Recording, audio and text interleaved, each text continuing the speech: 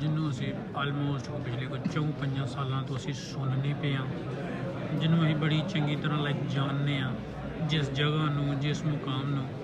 ਤੇ ਚੈੱਕ ਕਰੋ ਤੁਸੀਂ, ਅੱਜ ਅਸੀਂ ਬਿਲਕੁਲ ਸਾਹਮਣੇ ਬੈਠੇ ਹਾਂ। ਇੰਜੀਨੀਅਰ ਸਾਹਿਬ ਤਕਰੀਬਨ 20 ਦੇ ਵਿੱਚ ਆਉਣਗੇ।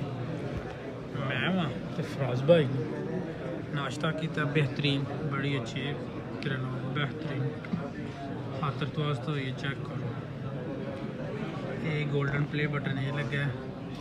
उस तो अलावा बाकी जेडे यूट्यूब चैनल ने उन्होंने सिल्वर प्ले बटन ये चीज़ लगे ने। चेक कर 1 2 ते 3 ते इस पास जरा ना वो स्टोरी होन डई है रिकॉर्ड जी कि दूसरे यूट्यूब चैनल पर आएगी इन्हों की।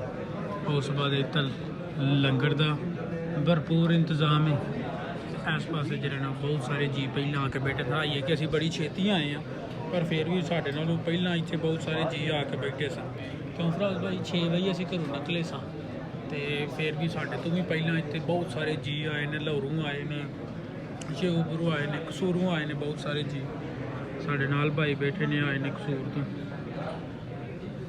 माशाल्लाह रौनक चेक करो, माशाल्लाह।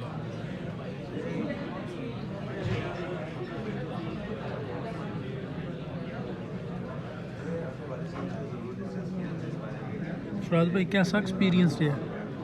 पता नहीं